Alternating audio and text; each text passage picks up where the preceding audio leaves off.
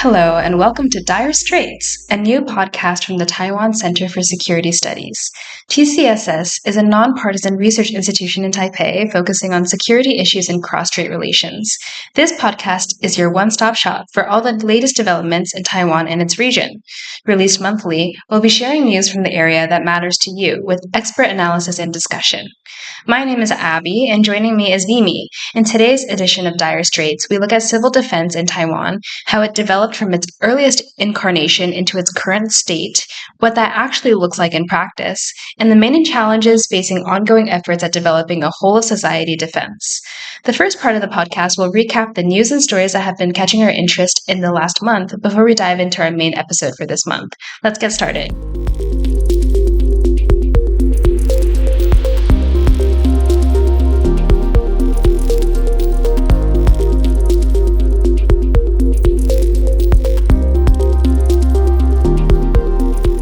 Taiwan is set to begin retiring its F-5EF jets on July 4th, Taiwanese Defense Minister Wellington Koo said. The country's F-5 fleet served as Taiwan's main combat aircraft from the 1970s up until the 1990s. It was removed from combat by the end of 2024, and a number of F-5F aircraft remain in service to support RF-5 scouting operations at Taiwan's east coast, Hualien Province. Opposition parties Kuomintang and Taiwan People's Party proposed a constitutional amendment to eliminate Taiwan's audit and supervisory branch, the Control Yuan. The proposal aimed to transfer the country's audit power to the Legislative Yuan, while the Executive Yuan should submit its final accounts to the Legislative Yuan within 4 months after the end of the fiscal year. Taiwan is trialing a new set of drones in the sea aimed at deterring Chinese aggression in an effective and low-cost fashion. The Taiwan Ministry of National Defense's Research and Development arm, National Zhongshan Institute of Science and Technology, dubbed the initiative the Swift and Sudden Project, and may be utilized to effectively deter China, following its examination of Kiev's drone tactics to successfully counterbalance Russia's advantage on the battlefield. Taiwan President Lai Ching-te expressed his condolences to families affected by the Air India plane crash in Ahmedabad, India, on June 12th, which killed at least 241 people on board and 24 people on the ground. Several Taiwanese agencies, the Ministry of Foreign Affairs, and Taiwan's representative office in India have also conveyed their respective sympathies to their counterparts following the incident. The new Taiwan dollar's strong showing last May continued its upward trend with an increase on June 12th, closing at 29.66 NT against the US dollar. The trend was observed as the US Consumer Price Index fell below forecasts for May, which indicated easing inflation pressures. Bids in the highly controversial recall campaign in Taiwan are now at 59. Among these 59 petitions are 50 lawmakers, 35 from the opposition party Kuomintang, and 15 from the Democratic People's Party. The 9 others are Taiwan People's Party members, Hsinchu Mayor Ann Gao, and 8 other city and county councilors. The Central Elections Commission says a recall vote must be held 20 to 60 days after a recall has been declared. The commission is scheduled to meet to review nearly half of the second stage recall petitions and determine if the recall campaigns can proceed to the next stage. Taipower warns that Taiwan's power supply could collapse by 2028 should lawmakers approve the motion to phase out the use of coal at Taichung Power Plant by 2028. In an interview, Taipower chairman Zhou Wensheng argued that as 14% of the island's overall power supply is accounted for by its coal energy, and there is a need to consider stable and suitable alternative sources of energy if the said power supply will be eliminated in 3 years' time, and further proposed potentialities for discussion. The Mainland Affairs Council on June 16th said China is ramping up its efforts to attract more Taiwanese-funded enterprises in the country amid its stagnating economy. Among these are around 12 financial measures put by China to promote its nearest province to Taiwan, Fujian, as a cross-strait integrated development demonstration area. Among these are the permission of Fujian-based banks to provide cross-border yuan payment services and collection for Taiwanese individuals who purchase real estate in the province. The Taiwan Ministry of Economic Affairs International Trade Association announced that it has included Huawei Technologies Company, Semiconductor Manufacturing International Corporation, and some of their subsidiaries in its strategic high-tech commodity entity list. The new restrictions are said to, at least, partially cut the two companies' access to Taiwan's plant construction technologies, equipment, and materials essential to building artificial intelligence semiconductors, similar to those made by the Taiwan Semiconductor Manufacturing Company for NVIDIA Corporation. The Taiwan Stock Exchange Capitalization Weighted Stock Index ended with a 1.42% drop as investors raised concerns on escalating tensions in the Middle East following the US's attack on Iranian nuclear facilities on June 23rd. The most heavily weighted stock, semiconductor giant TSMC, dropped 3.32% to end at 1,020 new Taiwan dollars, which contributed around 280 points to the entire weighted index's fall. 5 Harpoon anti-ship missile launcher vehicles and a radar truck arrived in Taiwan from the U.S. These vehicles are the first batch of arms delivery announced by the U.S. Defense Security Cooperation Agency in 2020. According to the delivery schedule agreed upon by the U.S. in Taiwan, around 32 sets of the said system will be delivered before the end of 2026, while the remaining 68 sets will arrive on the island before 2028. Now, for our main episode.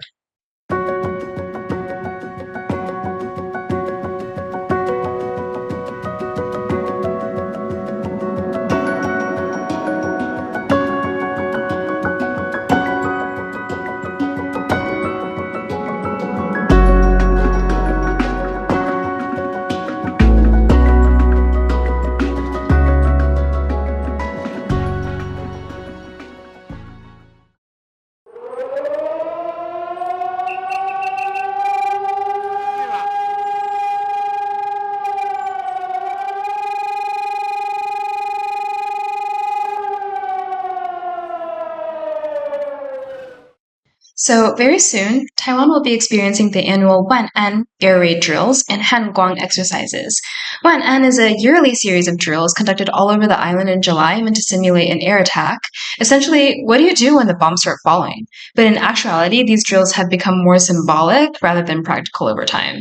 From my observation, I think most people just try to avoid it if possible. They try to stay indoors when it is scheduled to happen. Right, it's scheduled in advance, which I think kind of defeats the purpose of the drill. I mean, are we really going to get advance notice in the event of a PLA attack? I don't think so. Well, basically, the intent seems to be increasing preparedness for an attack, but I think the effect is to raise more awareness of the possibility of an attack. In other words, the intent and the effect are misaligned. I don't know about you, but have you ever actually been outside when the sirens go off? No, I haven't. I've always just stayed indoors when that goes on. Every year, over the course of a few days, counties designate a time for the drill. If you're in Taipei, for example, it may seem odd. For a few minutes, the city will just freeze. If you're outdoors, whether you're in a car, on a scooter, on the MRT, wherever, police officers will direct you to a nearby air raid shelter where you will shelter for around 30 minutes. For most people, it is much easier to just stay put when you know that the sirens are about to go off. You don't want to get caught outside and have to sit in a humid, cramped air raid shelter for half an hour. It's been this way since the Wan'an air raid drills first began in 1978. For most Taiwanese, this is the only real experience they will have with civil defense. Taiwan's potential responses to China's gray zone coercion and the deployment of its newly acquired weapons will be the key features of the upcoming Hanguang exercises. Considered the largest annual military drills on the island, the exercises will be held side by side with the newly launched civil defense drills coined the Urban Resilience exercises, aimed at validating civil-military cooperation and enhancing Taiwan's whole-of-society defense resilience. All cities and counties will simultaneously conduct civil defense drills and air raid shelters to test the response and coordination capabilities of central and local governments in extreme scenarios. So, how did these drills come to be? Why do they even happen in the first place? Well, the air raid drills were a part of a civil defense movement by the Taiwanese government. But sometimes terms like civil defense and resilience can be confused or misconstrued. Civil defense as a concept really evolved from the First World War. Before that, you didn't really need to do a whole lot to shore up the home front because the possibility that your enemy could launch attacks on your civilian population was pretty slim. Once aerial bombardment became a possibility, you suddenly have a situation in which it isn't just the guys on the front line getting blown to bits. Now you have to worry about your own homes, your children, your wives, etc., which are all potential targets. Of course, something needs to be done to protect them at home, and so civil defense is born. At first, this was mostly an ad hoc initiative. There was really no central organizing body in these early days, but as time wore on, civil defense was professionalized and governments developed dedicated civil defense offices. It seems like aerial warfare really changed the name of the game. I remember by the time of World War II, military technology had progressed to the point where major population centers that aren't even in the front line were within enemy reach. The notorious bombings of Nagasaki and Hiroshima showed just how devastating aerial bombing campaigns could be. The intercontinental ballistic missile technologies that were later developed by the US and the USSR also showed how just about anywhere on Earth is a viable target. This unparalleled reach and destructive power naturally meant that civil defense took on new importance. Then, all throughout the Cold War era, there were various initiatives meant to deal with nuclear attacks. Right. So you have this gradual increase in the size, scope, and centralization of civil defense around the world. And that's not just basic anti-aerial bombardment measures like building air raid shelters and stockpiling food and water. It's really comprehensive efforts that also address natural disasters, public health, and even influence operations. So, what about Taiwan in particular? Because if you have spent any time in Taiwan, you are likely to have seen air raid shelter signs on buildings. Or if you've been in Taiwan in July, you may have experienced an air raid drill. But other than that, I don't think many people know what exactly Taiwan is doing to support civil defense. That's an excellent question. Basically, Taiwan has had to adopt civil defense in some form or fashion since the Second World War. The Japanese committed a lot of resources to fortifying the island from American bombing, and even if you want to look at the ROC government throughout the Second World War, the Japanese aerial advantage meant that the ROC had to rapidly adapt to routine air attacks. Later, when the ROC retreated to Taiwan, and once the CCP won out on the mainland, the ROC authorities took steps to improve civil defense on Taiwan. It's important to note that at this time, the ROC strategy was offensive, not defensive. They did not anticipate that the PRC would have the means to attack Taiwan. Therefore, it was not a major concern. This began to change in the 70s. Oh, yeah. In the 1970s, a lot of countries switched diplomatic ties to the PRC, right? Taiwan's position must have been much more uncertain, so there would be a need for new civil defense efforts. Definitely. For starters, civil defense in Taiwan was overseen by the Ministry of the Interior, specifically the National Civil Defense Command Center.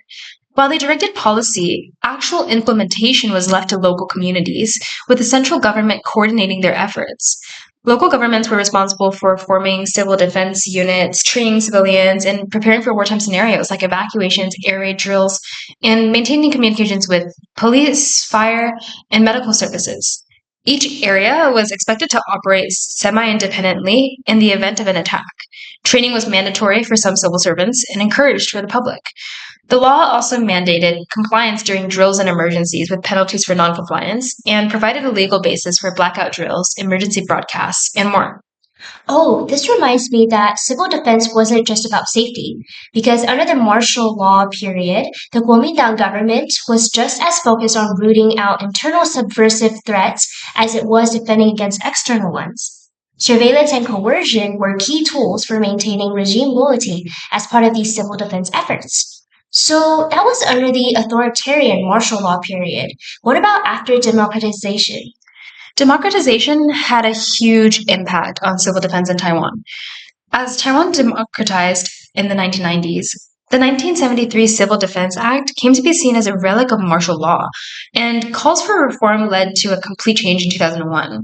The new Civil Defense Act removed provisions tied to loyalty enforcement and political repression, made civil defense participation more voluntary, and reduced penalties for noncompliance to reflect more democratic values. Responsibility was further decentralized, with duties being passed from the government to the citizens. Ah, I see. But I have heard that civil defense in Taiwan is often tied with natural disaster responses. Is that true? I think it makes a lot of sense. I mean, a lot of the same infrastructure you would use for disaster response would also be usable in a civil defense scenario. They shifted focus from defending against a Chinese military attack to responding to natural disasters, and this pivot aligned with the 2000 Disaster Prevention and Preparedness Act, which aimed to build a strong disaster response system. The change wasn't just political. Taiwan had just experienced the devastating 1999 Chi or 7.7 earthquake, which killed over 2,400 people and injured around 12,000. Many civil defense skills like evacuation and emergency communication are just as relevant for natural disasters as for wartime. Well, what about things today then? There was limited progress on civil defense for about 20 years. It wasn't until the COVID-19 pandemic that civil defense re entered mainstream discussions due to supply chain disruptions. Yeah, exactly. I think both the SARS epidemic in 2003 and the COVID pandemic in 2019 showcase how Taiwan's civil defense has taken a whole of society approach that focuses on increasing the capacity of institutions, communities, and individuals. As a result, Taiwan's concept of civil defense expanded to also include public communication, going beyond the traditional military threats. Then, in 2021, under the Tsai administration, they merged two offices into the All Out Defense Mobilization Agency, tasked with mobilizing both the military and civilians for defense. However, the agency ran into some controversy in 2022 when it published a make believe civil defense guide.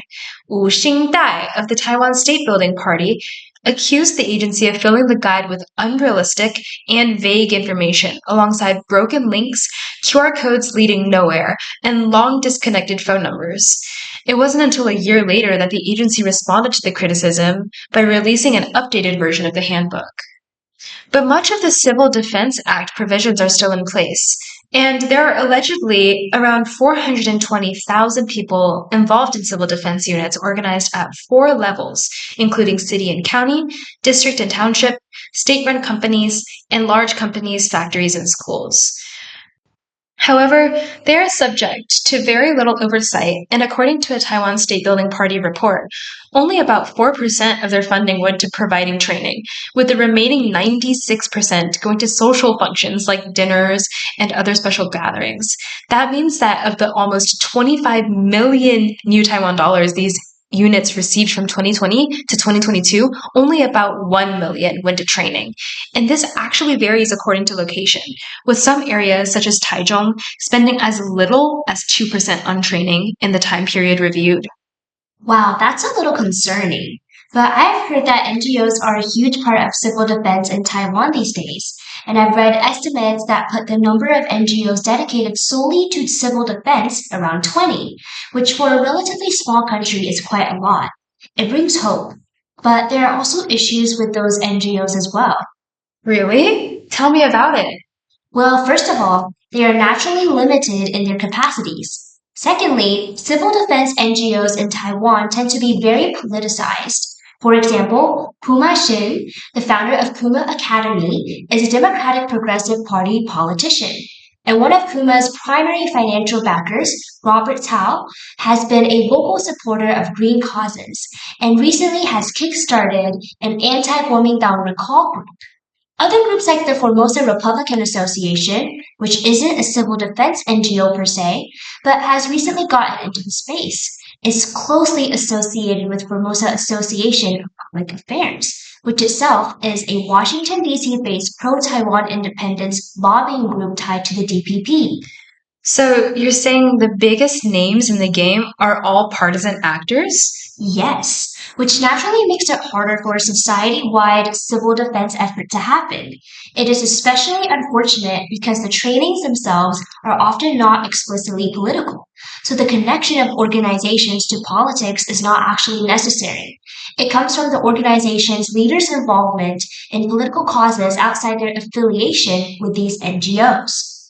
A truly whole of society defense will require mass participation, or at least mass compliance.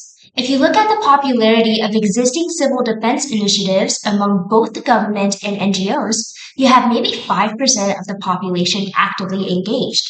That's hardly whole of society. So if you want that, you need to be coercive. And people tend not to love being forced to do things, so it is politically risky. At the same time, making civil defense a key part of your platform is unlikely to win over any new voters. Basically, it is a high risk, low reward proposition in a democratic system. I remember President Lai making whole of society defense a big deal when he was first inaugurated last year. Right. President Lai Ching-te has made strengthening civil defense a key priority. In June 2024, he chaired the first meeting of the new Whole of Society Defense Resilience Committee, which reflects his broader approach, resilience built jointly by both the state and society. The committee's focus is on ensuring government continuity, sustaining essential services, and supporting military operations during crises, whether natural disasters, social unrest, or conflict. Last year, Taiwan initiated its new one-year military conscription program. Conscripted military service has been wildly unpopular among young people, but also criticized when it was reduced to 4 months. Now, with the extension of conscripted military service, Taiwan may have an increase in manpower available to the ROC armed forces, which could address criticisms that Taiwan has not allocated enough resources towards its defense. Right. And last year, Taiwan's first community emergency response teams wrapped up their initial training. The program follows the community emergency response model in the US, but is tailored to Taiwan's needs.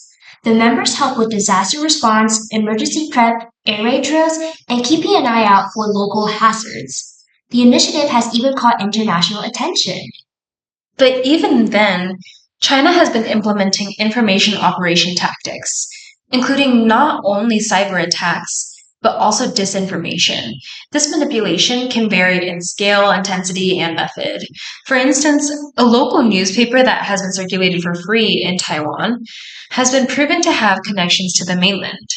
This influence is hard to uncover and directly affects Taiwanese citizens. Not only that, but in 2022, over 400 social media accounts were also found to be pushing disinformation to Taiwanese citizens. To address these campaigns, Taiwan's government has been working to be vigilant in response. This reminds me of the Anti-Infiltration Act that was passed near the end of 2019, which safeguards Taiwan's national security against foreign hostility. The act prohibits any individual, organization, or other entity to associate with or have financial ties with foreign hostile forces, like China. Although many members in the Kuomintang oppose the act, afraid that it may hinder free expression or cause a so-called green terror, members of the DPP insisted that the act is necessary in preserving Taiwan's sovereignty. Immediately after President Lai took office, the administration coined China as a foreign hostile force, introducing 17 new security measures, such as strengthening cybersecurity or reinforcing military courts, among others. These moves drew criticism from the Kuomintang, claiming that certain measures may echo authoritarian law. Despite the internal turmoil Taiwan experienced following the Anti-Infiltration Act, it is evident that these initiatives reflect broader goals in moving toward a whole-of-society resilience, one that will enhance Taiwan's preparedness against traditional and non-traditional threats. Well, that's how civil defense has developed in Taiwan up until now.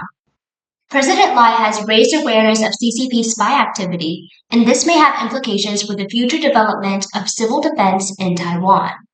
And if you're in Taiwan this July, keep an eye out for when the air raid drill will be. We will be here monthly to keep you informed about the security issues facing our region. Don't forget to follow the links in the show notes to subscribe to the newsletter. Read more analysis or follow our socials. See you next time!